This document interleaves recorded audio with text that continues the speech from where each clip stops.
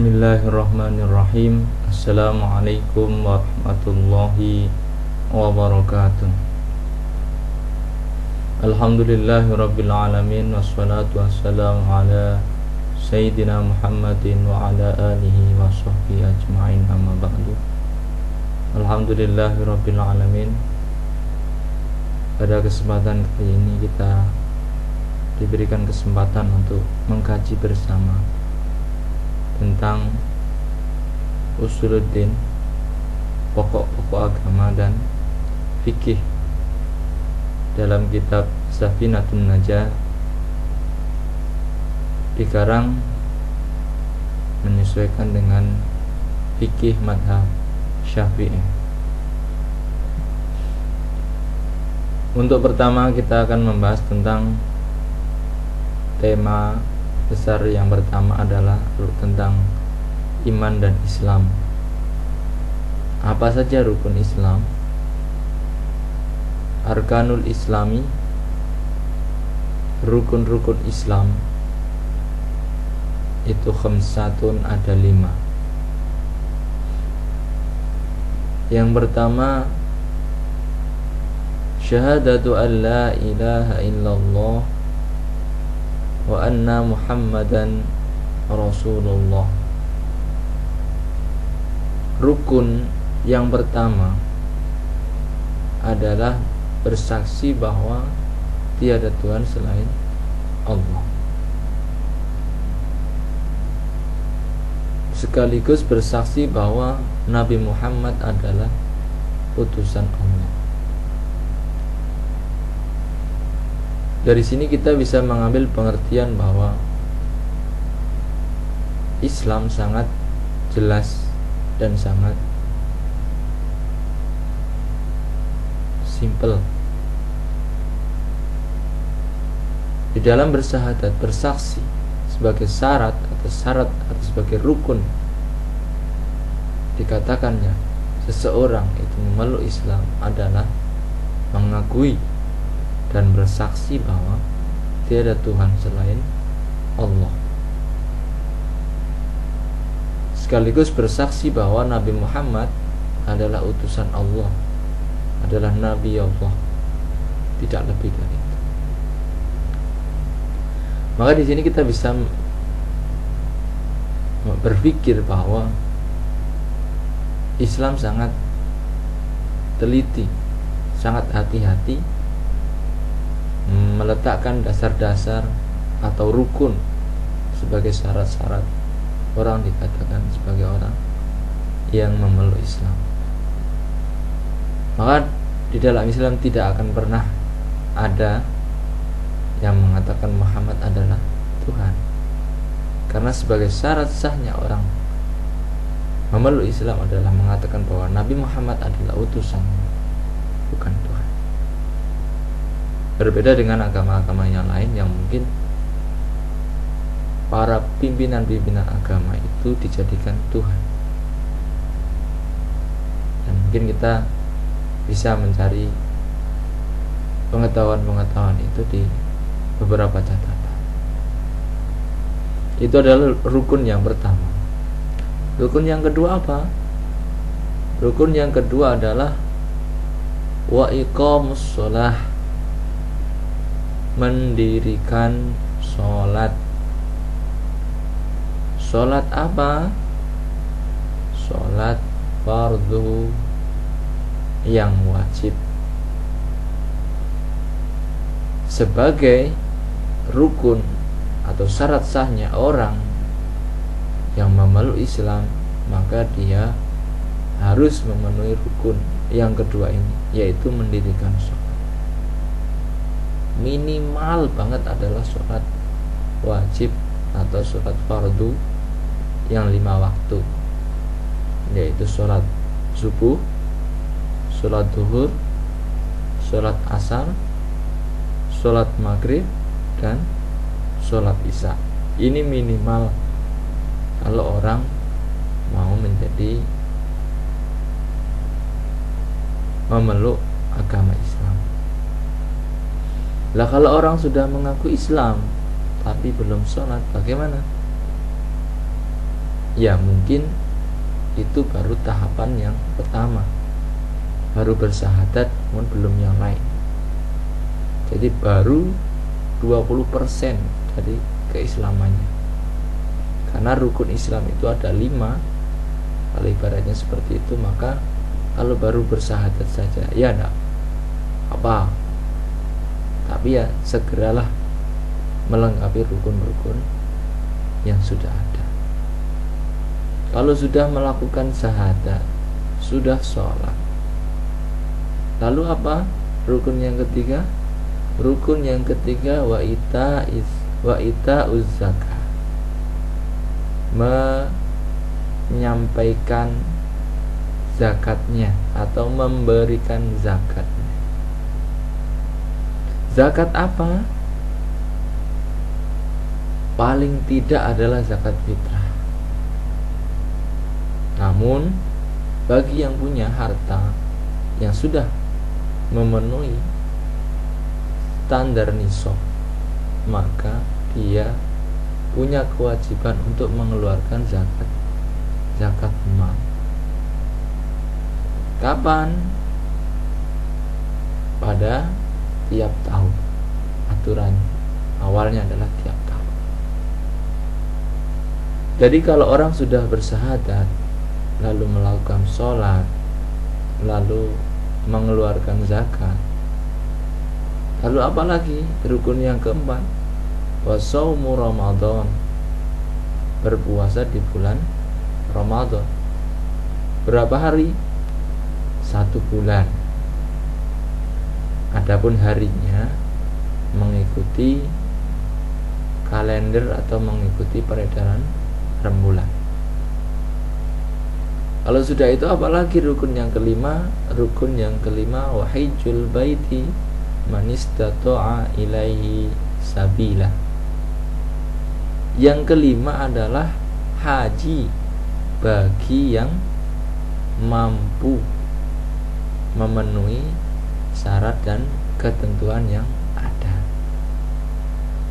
Apa itu syarat dan ketentuan yang ada? Mampu melakukan ibadah haji, mampu membayar biayanya dan sebagainya. Di sini kata-kata mampu lebih umum. Nah, kalau belum mampu bagaimana? Kalau belum mampu ya belum wajib. Nah, tapi kalau sudah mampu tapi tidak berangkat, yaitu namanya menunda kewajiban. Latar misalnya kalau orang mampu ditunda, kemudian dia balik lagi tidak mampu, apakah kewajibannya gugur? Tidak, karena dia sudah berkewajiban tapi diundur, diolor-olor hingga dia tidak mampu lagi, maka dia punya kewajiban yang dihutang, ibaratnya seperti itu. Maka sebaiknya bagi orang yang sudah mampu harus cepat-cepat setidaknya mendaftar. Kalau di Indonesia karena haji begitu antri pada zaman ini, maka harus cepat-cepat daftar sebagai konsekuensi menjalankan dari rukun Islam ini. Nah, ini dari subbab yang pertama, yaitu tentang arkanul Islam. Jadi sudah jelas rukun Islam ada 5.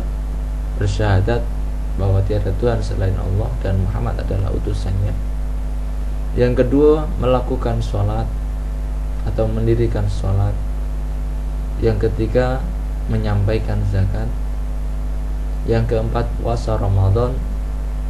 Yang kelima, haji bagi yang berkemampuan untuk melaksanakannya. Bagian yang kedua dari tema Islam dan iman adalah arkanul iman atau rukun-rukun iman. Ada berapa? Arkanul iman, rukun-rukun iman itu sittatun, ada 6. Yang pertama apa? Antu'minu billah. Yang pertama, beriman kepada Allah. Beriman itu bagaimana toh? beriman itu percaya dan meyakini bahwa tiada Tuhan selain Allah. Lalu bagaimana rukun yang kedua? Wa malaikati. Jadi percaya pada malaikatnya. Percaya bahwa malaikat itu ada. Ada berapa malaikat? Banyak. Lalu berapa yang harus kita tahu sebagai komitmen kepercayaan kita, komitmen keimanan kita? Setidaknya adalah 10 malaikat yang sudah kita kenal. Jangan sampai kita tidak bisa tahu siapa malaikat itu.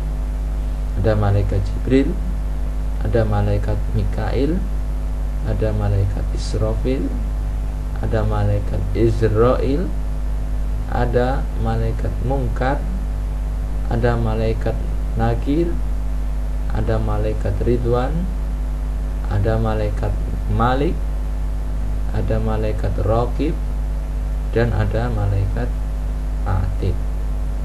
10 malaikat ini yang wajib kita kenal. Kenapa hanya 10? Wallahu a'lam. Itu untuk memudahkan kita, saya pikir. Dan itu malaikat 10 itu adalah yang ada hubungannya erat dengan manusia. Hubungannya erat sekali dengan manusia. Tapi malaikat bukan hanya 10. Malaikat tidak terhingga, atau belum ada yang terhitung, atau bahkan belum ada pakar yang bisa menghitung berapa jumlah malaikat. Yang ketiga sebagai rukun iman adalah antuk minu bikutubi atau wa kutubi, dan kitab-kitabnya. Percaya bahwa kitab-kitab yang diturunkan itu adalah kitab-kitab dari Allah. Apa saja? Setidaknya Al-Quran, Injil, Taurat, Zabur, Suhuf Musa, Suhuf Ibrahim, dan sebagainya. Setidaknya adalah 4 yang kita tahu. Lalu bagaimana yang dimaksud beriman dengan kitab-kitab itu? Yang dimaksud adalah kita percaya bahwa semua itu turun dari Allah. Lalu bagaimana ketika kitab-kitab itu mengalami perubahan-perubahan? Nah, di sini ada aturan yang menjadikan kita harus berpihak pada zaman atau pada masing-masing. Karena di dalam Al-Quran sudah disebutkan likullin ja'alna sir'ata wa minhaja. Setiap umat itu diberikan syariat dan manhaj. Jadi kalau orang Islam ya harus berpegang pada Al-Quran. Lalu bagaimana ketika ada kesamaan dengan kitab-kitab lain? Di sini ada ketentuan bahwa ketika apa yang kita pelajari dalam Al-Quran ada kesesuaian dengan kitab-kitab yang lain, maka boleh kita mengambil dan mempelajarinya pada yang sama. Mungkin seperti jumlah nama-nama malaikat di dalam Al-Quran seperti ini, di dalam kitab lain seperti ini, di dalam kitab lain seperti ini. Mungkin hanya beda lahjah atau beda bahasa. Seperti contohnya dalam bahasa Arab malaikat Jibril, dalam bahasa Inggris menjadi Gabriel, atau dalam bahasa yang lain apa lagi seperti itu. Hanya perbedaan bahasa. Daud dalam bahasa Arab, David dalam bahasa Inggris misalnya, itu juga kita harus memahami. Adapun ketika ada perbedaan, apalagi perselisihan antara Al-Quran dengan kitab-kitab yang lain, maka kita tidak boleh mengambil kitab lain sebagai rujukan. Kita maka harus mengambil bahwa Al-Quran yang lebih update. Lalu bagaimana ketika ada cerita-cerita yang tidak ada dalam Al-Quran tapi ada di kitab lain? Maka di sini kalau dalam hal-hal cerita mungkin kita bisa mengambil sebagai bahan, namun tetap kita tidak boleh membenarkan dan tidak boleh menyalahkan. Jadi Islam diajari untuk udahlah, nggak usah dibenarkan, nggak usah disalahkan. Itu menurut kitab mereka. Jadi sikap seperti ini sudah ditanamkan bagi umat Islam untuk toleransi. Kemudian yang keempat dari rukun iman itu adalah percaya kepada wa rusuli dan utusan-utusan Allah, rasul-rasul, nabi-nabi yang diutus. Ada berapa rasul ini? Yang wajib kita ketahui bagi umat Islam itu rasul hanya 25. Namun bukan berarti hanya itu, tidak. Itu rasul. Adapun yang bukan rasul atau yang nabi itu masih banyak. Dalam catatan pernah saya baca bahwa jumlah nabi adalah 124.000, jumlah rasul 25 orang. Ini untuk apa? Ini agar kita bisa mengambil pelajaran, mengambil kisah, mengambil kebijaksanaan dari rasul-rasul ini. Di dalam Al-Quran disebutkan, bagi barang siapa yang mungkin mengalami masa-masa seperti Nabi Ayub, ambillah langkah-langkah yang diambil Nabi Ayub. Bagi orang-orang yang mungkin posisinya mirip dengan Nabi Sulaiman misalnya, seorang raja, ya ambillah sikap-sikap keteladanan dari Nabi Sulaiman. Bagi seseorang yang mungkin seperti kisahnya Nabi Nuh yang punya anak berbeda dari yang kita inginkan, maka ambillah kisah-kisah kebijaksanaan beliau. Tahu bagi yang punya istri seperti Nabi Lut, ambillah kisah-kisah yang ada kisah dan sebagainya dan sebagainya.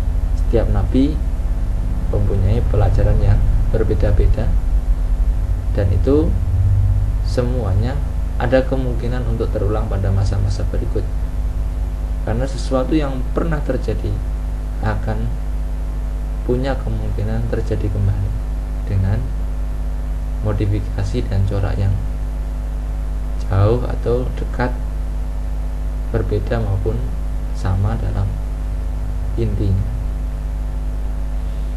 Kemudian apalagi rukun yang kelima? Rukun yang kelima, percaya wabil yaumil akhiri, percaya dengan hari akhir atau hari kiamat. Hari kiamat. Percayanya bagaimana? Percaya bahwa kita akan dihidupkan kembali dan akan ditanya, akan dihisab, akan dibalas. Pernah suatu ketika ada seorang bertanya kepada saya, kenapa kita hidup dan kenapa kita dihidupkan? Maka saya jawab, kita hidup untuk mengabdi kepada Allah, dan kita dihidupkan untuk diberi upah. Di sini sesuai dengan ayat Al-Quran yang menyampaikan, A'udzubillahi minasyaitonirrajim, Bismillahirrahmanirrahim, wa ma khalaqtul jinna wal insa illa liya'budun. Itu adalah kenapa manusia hidup, itu untuk mengabdi kepada Allah Subhanahu wa taala. Apa yang dimaksud mengabdi? Apakah hanya di masjid mengabdi itu? Tidak. Karena Allah menjadikan manusia itu sebagai khalifah di bumi, sebagai orang-orang yang akan memakmurkan bumi. Maka segala aktivitas kita, kalau kita niat sebagai ibadah, maka seluruhan totalitasnya adalah akan masuk pada ibadah. Bahkan tidurnya pun bisa masuk ibadah. Nah, lalu apa yang menjadikan itu semua jadi ibadah? Yang menjadikan adalah niat. Semua akan terpengaruh dari niatnya. Kemudian apa rukun yang keenam? Rukun yang keenam adalah percaya dengan wabil qadari khairihi wa syarrihi minallahi ta'ala. Percaya dengan takdir bahwa baik buruknya adalah dari Allah Subhanahu wa ta'ala. Takdir semacam apa? Takdir itu ada dua. Ada yang bisa dirubah dan ada yang tidak bisa dirubah. Takdir yang tidak bisa dirubah sebagaimana dalam catatan-catatan, keterangan-keterangan, nas-nas, yang tidak bisa dirubah hanyalah takdir mati, takdir rizki, dan takdir jodoh.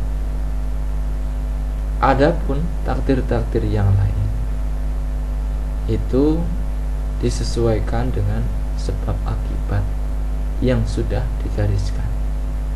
Sebagaimana di dalam Al-Quran disebutkan, A'udzubillahi minasyaitonirrajim, Bismillahirrahmanirrahim.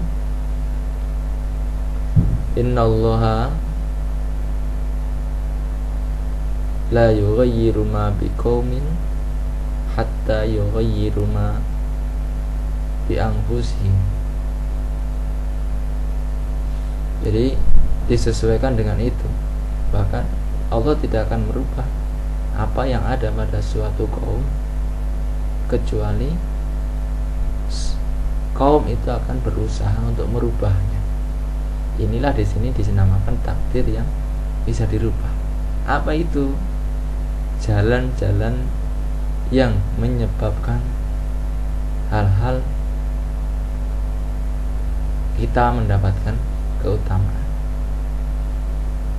Ada juga ayat yang lain, wabtaghu min fadlillah, atau carilah keutamaan-keutamaan atau kelebihan-kelebihan rizki yang digariskan dengan cara berusaha. Jadi ketika ada orang kok misalnya hidupnya begitu-begitu saja, maka jangan menganggap bahwa itu takdir. Ya mungkin itu takdir, tapi bisa dirubah. Tinggal apakah kita punya keinginan untuk merubah itu atau tidak. Itu yang penting. Dalam buku ini dijelaskan juga wa makna la ilaha illallah, dan makna dari la ilaha illallah adalah la ma'buda bihaqqin bil wujudi illallah, bahwa tidak ada yang patut disembah dengan hak di dalam wujud, di dalam keadaan ini kecuali Allah. Jadi nggak ada yang berhak disembah, itu nggak ada yang berhak kecuali Allah. Nah, tapi bagaimana ketika orang-orang itu ada yang menyembah yang lain? Itu tidak berhak. Makanya nanti pada suatu saat di hari akhir akan ditanya. Itu semuanya akan ditanya sesuai dengan apa yang dilakukan. Kenapa? Sudah ada Allah masih menyembah selain. Maka dalam tema Islam dan iman ini patut kita ketahui sebagai langkah awal untuk memahami yang lain. Dalam kitab Safinatun Najah ini pengarang meletakkan tema iman dan Islam di awal temanya sebelum dia membahas tentang fikih. Nanti setelah itu bagaimana cara-cara atau faham-faham dan adab-adab melakukan ibadah kepada Allah sesuai dengan pemikiran atau masakan dari dalil-dalil yang sudah didapatkan oleh para ulama, khususnya ulama-ulama yang bermadhab Syafi'i. Jadi bermadhab itu hanya untuk memudahkan, tidak untuk menyusahkan.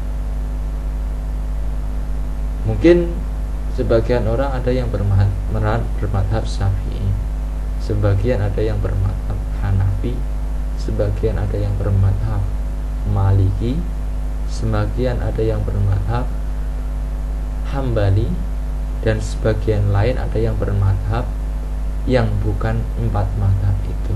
Entah dia membuat madhab yang baru atau mengikuti madhab-madhab yang tidak masyhur. Apakah boleh? Boleh, asalkan sesuai dengan hadis yang sahih. Itu mungkin sebagai langkah awal kita mempelajari kitab Safinatun Najah. Ini akan kita lanjutkan pada pembahasan tema selanjutnya. Semoga kita diberikan pengertian yang lebih dalam, diberikan ilmu, pemahaman atau fikih, agar kita bisa beribadah dengan baik, tertib, dan mendapat ridha Allah Subhanahu wa taala. Akhirul kalam, billahi taufiq wal hidayah. Wassalamualaikum warahmatullahi wabarakatuh.